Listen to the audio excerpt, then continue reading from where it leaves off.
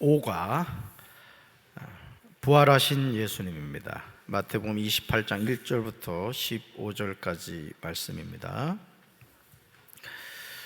제가 늘 여러분들한테 강조하는 두 가지 신앙이 있다 그랬죠. 첫째, 십자가의 신앙, 또 하나가 부활신앙이라고 했습니다. 이 두 신앙이 우리의 양날개가 되어서 우리가 주님 앞에 육신의 장막을 벗었을 때 나아가는 거예요. 그 첫 줄 밑줄 보세요. 부활신앙은 기독교의 핵심입니다. 제 논문을 지도해 주신 교수님이 그 말씀을 하시더라고요. 왜 사람들은 보혈에 대한 찬송은 많이 부르는데 부활에 대한 찬양은 많이 안 부르는가, 이런 얘기를 하더라고요. 여러분, 우리가 평소에 부활신앙 잘 안 불러요, 그죠? 부활주일에만 불러요. 근데 이걸 깨트려야 된다는 거예요. 그리고 예를 들어 또 담임 목사님이 새벽 예배를 하는데 전국에서 만나보자, 오싹해지는 분들이 있단 말이야. 누구 죽이려고 그러시나? 그렇게 생각하지 말라는 거야. 찬송가는 하나님의 때, 어느 때나 부를 수 있다 이거예요. 아멘? 그러니까 그런 편견을 이제 깨트리라는 건데, 어쨌든 부활신앙은 기독교의 핵심이다. 계속 비춰보세요. 예수님은 죽음을 이기고 부활하셨습니다.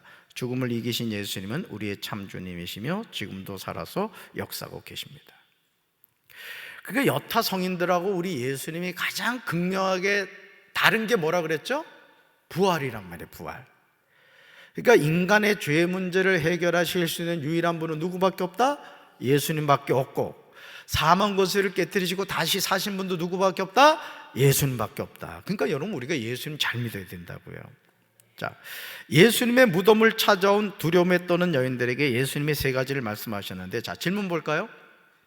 예수님이 주신 세 가지 말씀은 무엇입니까? 첫째, 같이 읽습니다. 무서워하지 말라고 말씀하셨습니다. 아멘. 첫 줄 밑줄 그시죠. 안식일이 지나고 새로운 주일 첫날 새벽에 예수님이 죽음을 이기고 부활하셨습니다. 그 동틀 무렵에 여인들이 이제 예수님의 무덤을 찾아갔죠. 근데 갑자기 지진이 나면서 아주 놀라운 일이 일어나요. 다음 페이지 보시죠. 첫 줄 밑줄 그세요. 그 모습을 보고 무서워 떠는 여인들을 향해 천사는 예수님이 다시 살아나셨으니 제자들에게 가서 예수님의 부활 소식을 전하라, 이렇게 말합니다. 그 다음 줄 밑줄 그시죠. 그런데 갑자기 부활하신 예수님이 여인들 앞에 나타나 무서워하지 말라고 말씀하셨습니다. 사실 지금 예수님의 무덤을 찾아간 여인들이 두려웠던 거예요. 사실은 절망과 낙심과 여러 가지 감정이 교차하고 있었겠죠. 근데 뭐라고 말씀하셨다? 무서워하지 말라. 그 다음 줄 밑줄 보시죠. 예수님은 두려워 떠는 우리에게 친히 찾아오셔서 무서워하지 말라 말씀하시면서 평안을 주신다는 거죠. 오늘도 마찬가지. 오늘도 따라합시다. 무서워하지 말라. 자, 두 번째 볼까요? 두 번째, 예수님이 주신 세 가지 말씀은 무엇입니까? 둘째, 같이 읽습니다. 가라고 말씀하셨습니다. 첫 줄 보시죠. 여인들에게 나타나신 예수님 뭐라고 말씀하셨다? 가라, 이렇게 말씀을. 가라. 이것은 부활의 기쁜 소식을 들어야 할 사람들에게 가라는 의미입니다. 여러분, 결국 우리가 예수님의 증인이라는 것은 뭘 의미하느냐? 잘 보세요. 오직 성령이 너에게 임하시면 너희가 권능을 받고 예루살렘과 온 유대와 사마리아 땅끝까지를 내 증인 되리라. 여러분, 성령이 언제 임하셨죠? 예수님의 부활 이후에 예수님이 다시 살아나셨다는 사실을 붙잡고 마가의 다락방에서 120문노가 뜨겁게 기도할 때 성령이 역사하셨단 말이에요.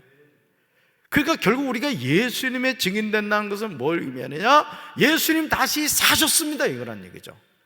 할렐루야. 일곱 번째 줄이죠? 여섯 번째 줄이네요. 거다 밑줄 보세요. 우리는 부활의 기쁜 소식을 가지고 소망이 필요한 세상으로 나아가야 됩니다.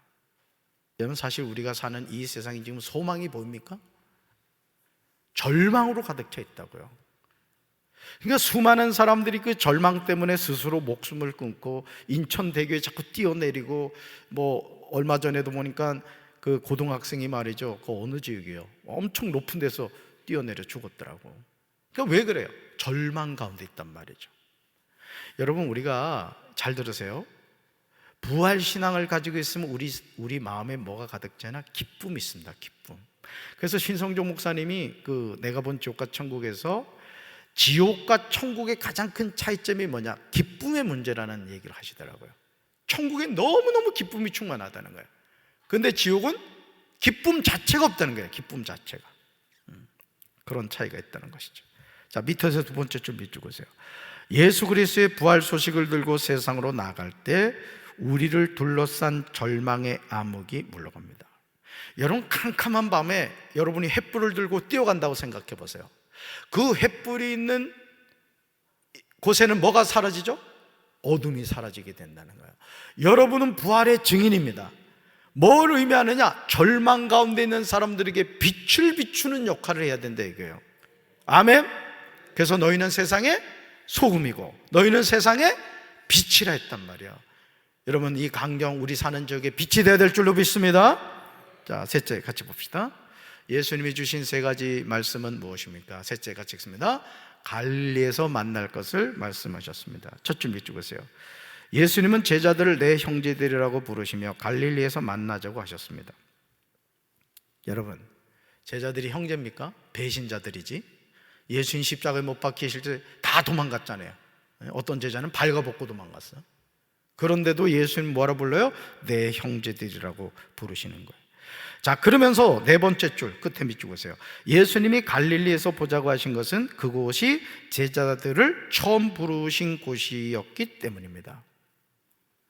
낭패와 실망당한 후에 예수께로 나옵니다 했단 말이죠. 자, 뭘 말씀하죠? 사명의 자리로 돌아가라 이거예요. 내가 너를 불렀던 그 사명의 자리로 돌아가서 사람 낚는 어부가 되라, 이런 뜻입니다. 여러분, 바꿔 말하면 요한계시록으로 간다면 이게 첫사랑을 회복하는 거야. 내가 처음 주님 만났을 때 외롭고도 왜 그 복음성가 있잖아요. 자, 오른쪽으로 갑시다. 첫 줄.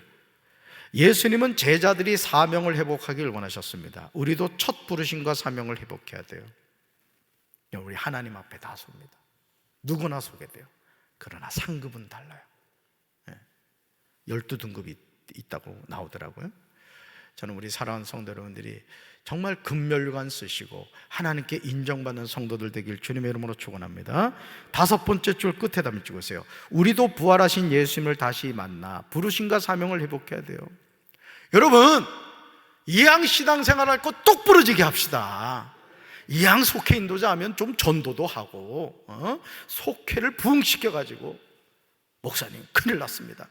우리 교회 우리 속회 너무 많이 모여가지고 두 속으로 분속해야 되겠습니다. 지금 아멘한 건 누구예요? 정명순 권사밖에 없단 말이야. 목사님 너무너무 많이 모여가지고 모일 수가 없어요. 분속해야 되겠습니다. 아멘한 자에게 복이 있을지어다. 한번 그렇게 해보자. 뻔때나게 하나님 칭찬하고 좋잖아. 마지막 문단, 다 밑줄 그으면서 읽어봅니다. 같이 읽습니다. 예수님은 죽음을 이기고 부활하셨습니다. 그런 부활의 예수님을 날마다 의지해야 됩니다. 부활하신 예수님은 우리가 삶의 문제와 고난 앞에서 두려워할 때 놀라운 평안을 주십니다. 이러한 예수님을 만난 성도는 주님의 부르심의 간격을 회복하여 세상으로 나아가야 합니다. 우리가 은혜 속에서 복음 전파의 사명을 감당할 때 마귀의 계계는 무너집니다. 아멘. 그래서 여러분이 가정에서 소금과 빛이 되고 여러분의 지역에서 소금과 빛이 되고 우리나라에서 소금과 빛이 되면 마귀의 계계는 무너질 줄로 믿습니다. 할렐루야. 묵상 질문, 끊임없이 찾아오는 두려움을 어떻게 이기고 있습니까? 또 두 번째, 일상에서 늘 만나는 사람들에게 예수님을 전한 적이 있습니까? 이것도 습관입니다. 친구야 예수님 믿어야 돼, 구원받아야 돼. 부모님께도 엄마 예수 믿어야 살아, 자꾸 얘기해야 돼. 그럼 그게 막 귀에 채소 들린다잖아요. 성령이 역사하시면. 세 번째, 내가 다시 찾아야 될 주님의 부르심과 사명은 무엇입니까? 삶에 적용하기, 신앙생활을 처음 시작했을 때 받은 은혜와 감격, 그리고 삶의 지침으로 받은 하나님의 말씀을 함께 나눠봅시다. 여러분 받은 은혜와 감격이 있죠? 그것을 다시 회복하시는 우리 성도들 되시기 바랍니다. 자, 평안히 돌아가시기 바라요. 수고하셨습니다.